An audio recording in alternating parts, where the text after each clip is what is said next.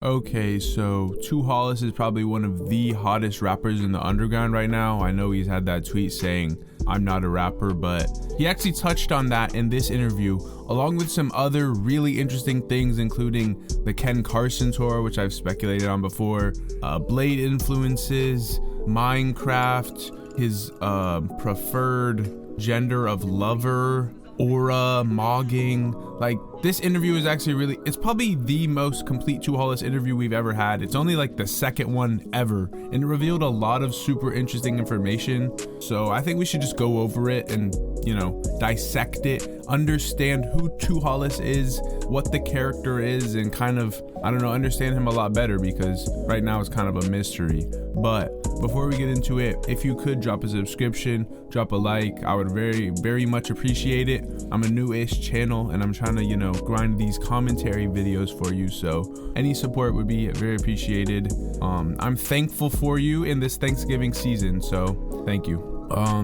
I guess, let's just get into the interview. So it's actually really interesting because this interview was done by Complex, which obviously is a huge rap media company, and it was written by Kieran Press Reynolds. And on this channel we have an interesting relationship with Kieran Press Reynolds. He did the Netspend interview. He done a lot of pretty much any major publication that does underground rap content hires Kieran Press Reynolds to do the writing. So this guy's pretty prolifically covered here on Sad Part 2, and let's see what his writing was like on this one. Okay, so it starts off with him talking about the world of 2Hollis includes so many side aliases, symbols, lore, fan pages, and mysterious images. It resembles a lost society. Blah, blah, blah. This part was interesting. He said, a new generation of kids treat 2Hollis like the chosen one, thirsting after his androgynous looks and making aura compilations showing him mogging Ken Carson after their recent tour together.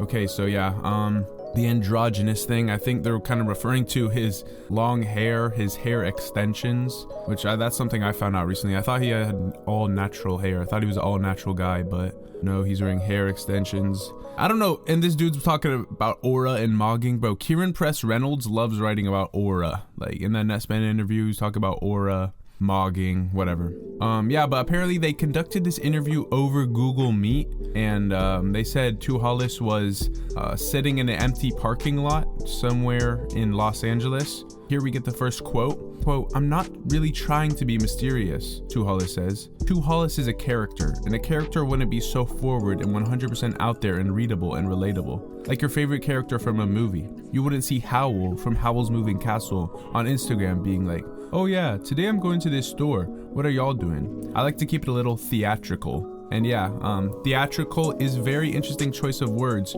because 2Hollis was indeed a theater kid. And I'm sure you guys are familiar with theater kids. I'm sure you guys are in high school, and theater kids can be a bit out there sometimes, but 2Hollis claims to be not a cringe theater kid, he stresses. But I'm going back to the earlier point. The 2Hollis is a character thing is pretty interesting. He's pretty much saying what most people know, that like, oh, there's a difference between the person behind 2Hollis and what 2Hollis represents online in music and social media and stuff like that. But I don't know, I think that's a good lesson to be learned, because a lot of kids think that their favorite artist is this person, but it's not really a real human being. No one can be a real human being like that. So it's good to draw the line between the character and the human. But they were talking about how 2Hollis has recently grown from like a niche underground hyper pop artist to now being a super viral dude, and it really took off throughout Ken Carson's A Great Chaos tour, and he owes a lot of his popularity to that. And he actually spoke on how that came to be in this interview. Quote, I was chilling at Nate Sib, who is one of 2Hollis' friends. He makes music as well. He has some cool songs. I think Famous, Nate Sib's Famous is really good. You should check it out.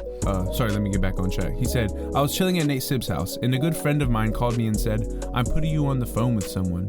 And it was Ken, 2Hollis recalls. I had never talked to Ken before, and he was just like, yo, you're coming on tour with me. And I was like, oh, okay, bet. And he was like, bet, we locked in. And he just hung it up.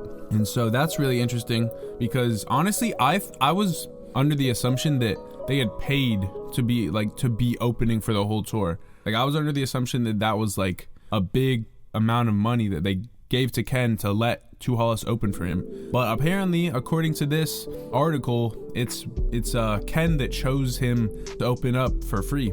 I even made a whole video talking about how I thought he paid, so that's pretty embarrassing for me. My assumptions were wrong. Unless, I mean, you could say 2Hollis was lying here, but I really don't think that would be the case, because that could be proven wrong by lots of people on Ken's team or whatever. So that's really interesting, bro, and it's really cool for Ken to show love to a smaller underground artist like that. He seems to be tapped into a lot of niche underground stuff like 2Hollis, Cemetery. He doesn't really do it too publicly, but there's signs, and the tour was definitely one of them. It would be cool for next if Ken let Cemetery open for him, bro. I think there's a lot of like negative press around Cemetery in terms of like people not liking him or his music, but I don't know, bro. I think Ken could shift the public image.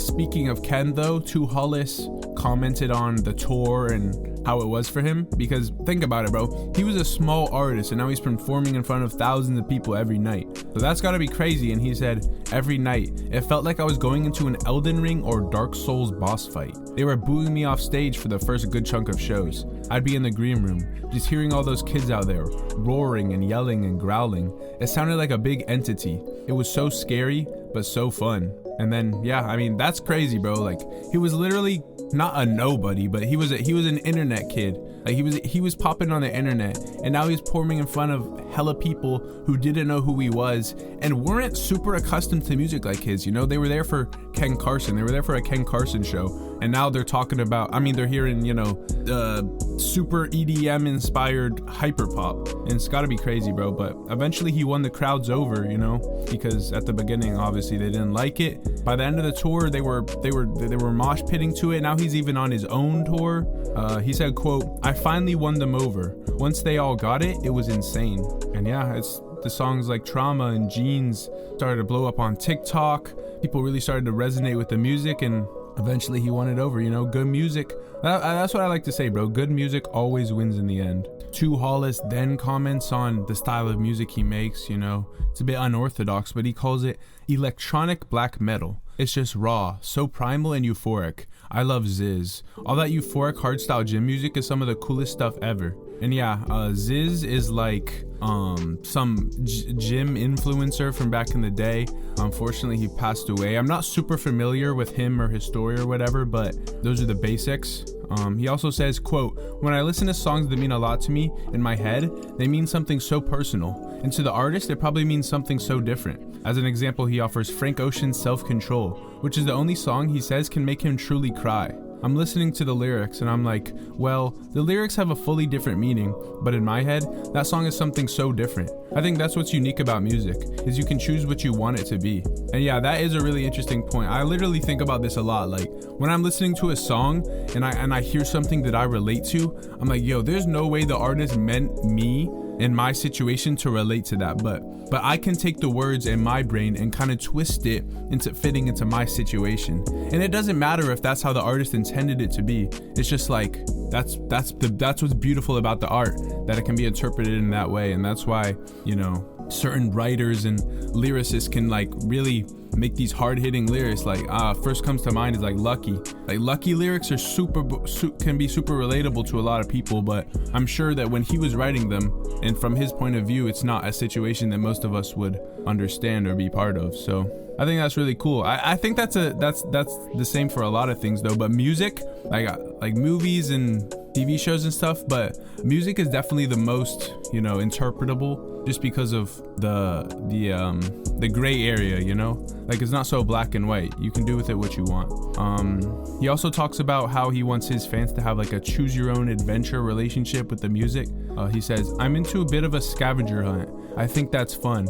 I think it's special to be into an artist and dig a little deeper and uncover a hidden gem. Maybe it's just a secret song somewhere, or a little page with 100 followers. That kind of stuff makes it feel more personal." And yeah, I think that stuff is cool too, like having a secret alt persona that only some of the fans know about, or like a spam page or whatever. Like, I think that stuff is cool. I know 2Hollis has like Instagram pages and stuff, but maybe there's more out there that we don't even know about, or like songs and shit.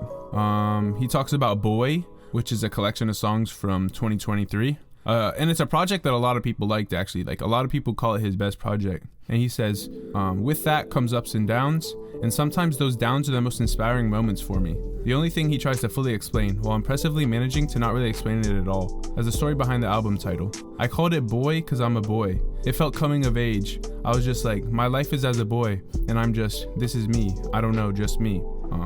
Then he talks about his childhood and how he moved to LA from Chicago at 9 years old, how he was obsessed with the Titanic. Quote, I would dress as a 1900s man as if I was on the Titanic. I would wear a bowler hat and suspenders, which is very interesting. I saw people commenting on this on Reddit, like this part of the article specifically, saying like, yo, he for sure has autism or something like that. But I don't know, kids are always into like kids always get really into things when they're young. Like for me it was like dinosaurs and like trains or something. But then further he talks about Minecraft, which is arguably where he gets the most passionate throughout the whole article and really like shows his true self, I feel like. And he calls Minecraft his biggest inspiration, and that he's been playing since the beta years. Quote, that game's not even a game, that's a universe, a life. If there's one piece of culture or media that truly changed me, and I would recommend this to all kids growing up, is to play Minecraft. He even says that he still plays avidly, like every day, and he sampled Minecraft effects on multiple songs off of Boy. And he was even playing the game the night before this interview. He has a hardcore survival world that will delete itself if his game self dies, but he's been playing it for 4.5 years without any issues, so that's pretty impressive. Also 2Hollis says he wasn't allowed a phone until he was 13 or 14, so he grew up as a kid mostly hanging out outside, doing outside stuff, and that was something that I felt that I relate to as well. Like, I don't know, I grew up without a phone. My mom, like, all my friends had phones, iPads or whatever. My mom wouldn't let me until like really truthfully like 7th or 8th grade, and even then I wasn't even allowed to really use the phone that much. So I found myself feeling a bit alienated, but I think it's for the best. Like, when I have kids, I'll probably do something similar, because it's just better to grow up outside. I feel like you learn a lot more. You don't have as many risks and stuff. But yeah, the interview then got into his parents, which is kind of a point of contention for a lot of people. They call him a Nepo baby because both of his parents, his father and his mother, who are separated but both super successful within the music industry in their own right. Like, his dad is John Herndon, who's a drummer for the post-rock band Tortoise, which are arguably like some of the most influential, or one of the most influential post-rock bands of all time. And then also his mom was a co-founder of Ausla and also runs the PR company Biz3, which one of the clients being The Weeknd. Skrillex is under Ausla. Like, there's a lot of really big people that his mom is connected to within the music industry, including Skrillex, who 2Hollis has been photographed next to on multiple occasions. And a lot of fans actually think that Skrillex is behind a lot of 2Hollis' production, like maybe he taught him stuff or whatever. But 2Hollis actually denies this, saying, I wish, I would probably be so much better. And he does call him a huge inspiration, of course, but apparently he didn't give him any tricks of the trade. Then he commented on the I'm not a rapper tweet, which was like, oh my gosh, that was huge. That was really a big moment, bro. And that could have been like a big tide shift, because people do not like when you kind of try to revert. And there was a lot of hate coming at 2Hollis for those tweets, even accusing him of like racism or whatever.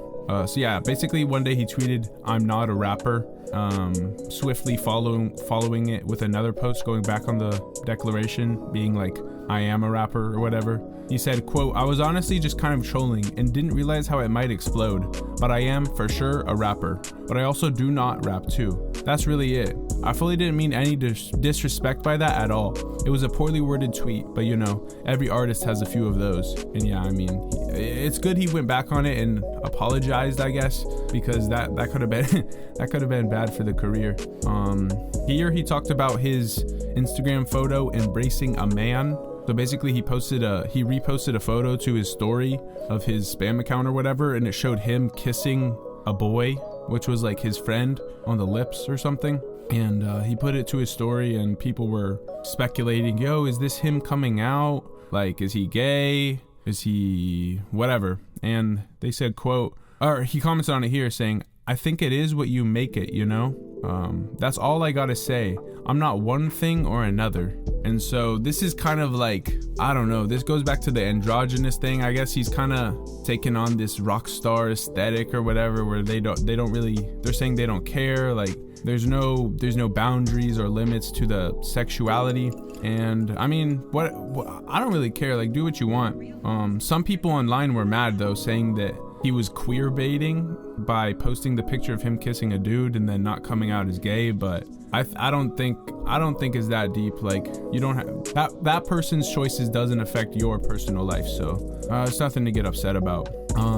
Then the article writer starts speaking about his influences, and turns out the 2Hollis, the first show and concert he ever attended was a Blade and Young Lean show, which is super sick. I just went to my first Blade and Young Lean show after listening to them for like 8 years straight, and it was crazy, bro. Like, I loved it. And he said that everyone knows I owe a lot to Drain Gang. Big reason I'm even doing this stuff, he said, of their janky auto-tune cloud rap. Blade was the first dude I saw who I was like, damn, you can be a rapper as a white boy and it's not corny. And yeah, that's a good point, bro. Blade is definitely one of those white boy rappers who is not corny and seems to be respected by almost everyone that he comes in contact to. But some people didn't like this because I posted it to my Instagram, SADPRT, if you would like to partake. And someone said, that last sentence, I have some hashtag bad news. I think they're calling Blade corny here, but I'm not sure.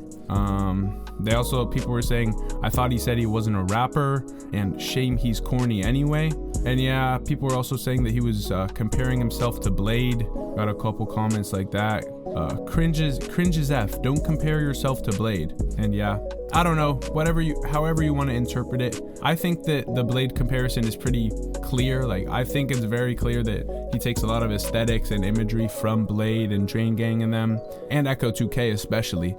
But yeah, I mean, they're super influential, so it's not, I mean, a lot of people do take for them. It's not like he's a direct clone or whatever. He then spoke about more video games past the Minecraft stuff, saying, so many people were DMing me being like, your Roblox show was so fun. I'm not saying anything, but I'm like, yo, that's not me. Maybe it's time to officially do it. Although I never played Roblox as a kid. I feel like maybe a Hollis Minecraft show would be more on theme.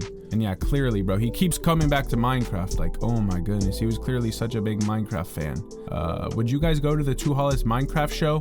Let me know in the comments. I know I would. Then they also the interviewer asked him about what the 2 means in his name, but he refuses to divulge. He doesn't want to give up that secret just yet. You know, maybe he'll reveal it one day. But he said, it's too hard to explain. He says, slowly, thinking, I like to keep that forever a secret. Will there ever be a 3Hollis, I ask? Who knows? Someday, maybe. And wow, man, he's not gonna let us into 2Hollis just yet. But, I mean, if you're into Sad Part 2, I would love you to drop a subscription. I would love you to follow the Instagram. And I'm very thankful for you watching this far. If you learned something new today, let me know in the comments, and peace.